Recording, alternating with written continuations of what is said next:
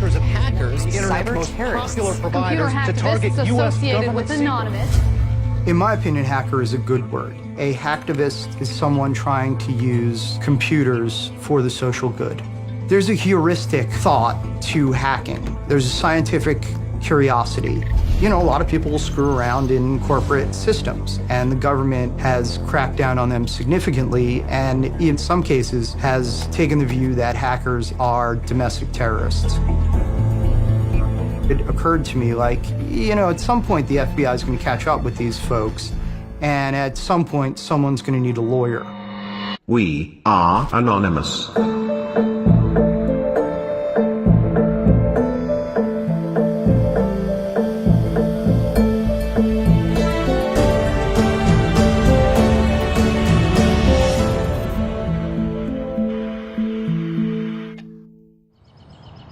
Hey, buddy, we got to get dressed right now to go to Taekwondo. Let's go. My name is Jay Leiderman, and as far as law goes, I tend to concentrate on computer crime and on medical marijuana cases. It speaks to me in terms of personal liberty. My background is in the liberal arts. I wasn't a tech guy. You know, I knew how to point and click. The Computer Fraud and Abuse Act is an anti-hacking statute enacted in 1984, which happened to be the year after the movie War Games came out. You had to take a phone, put it on a modem, dial it up, it made all those horrible sounds, and you went to a specific computer system. What you have with the CFAA is a horse and buggy law in a jet plane society.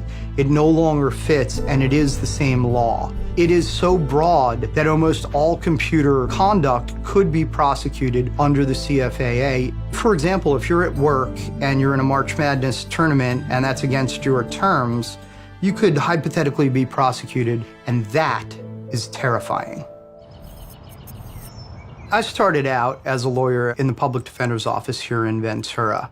Over and above the cases I was assigned, I was always looking for, I guess you can call it cause work, something that was bigger than just one person, one case. Back in late 2010, there was a banking blockade against WikiLeaks. Assange had published a number of those state cables in the collateral murder video. PayPal, MasterCard, Visa have stopped consumers from making donations to WikiLeaks. There were a number of issues with activists that ultimately ended up in what's called a DDoS, a distributed denial of service. 14 so-called computer hacktivists overwhelmed PayPal's online services and temporarily knocked the company offline. It was a digital protest, and that was really interesting to me.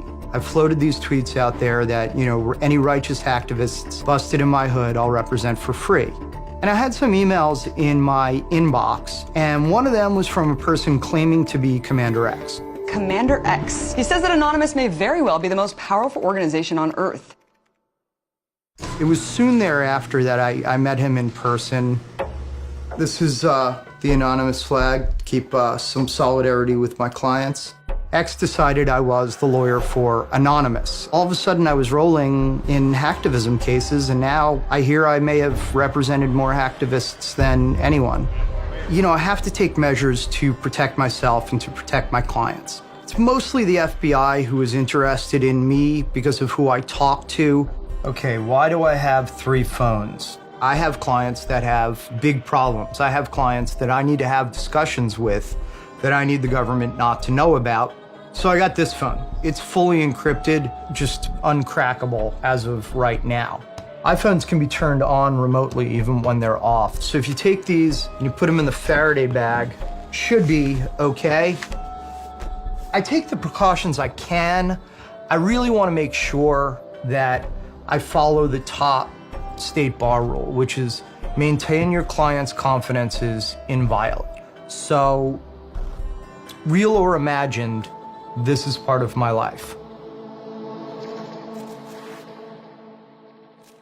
There are lots of definitions of what a hacker is. There are white hat hackers that do security work. There are black hat hackers, like the credit card thieves. And then there are gray hats that are political, that are trying to make statements. And those are the ones that I represent. I don't know how to code. I don't speak those languages. But what I do know is that code is a language. And that's the way I went into this. I went into this as a lawyer. Defense attorneys have never been popular, and I recognized that when I went in. Many people don't see us as valuable, and they don't see our clients sometimes as either worthy of a defense attorney. But defense attorneys are the last line for liberty. If our line cracks, there is nothing that stops the government from putting anyone in jail that they feel like it. So whatever you think about what we do as defense attorneys, we're not just protecting our clients, we're protecting your rights.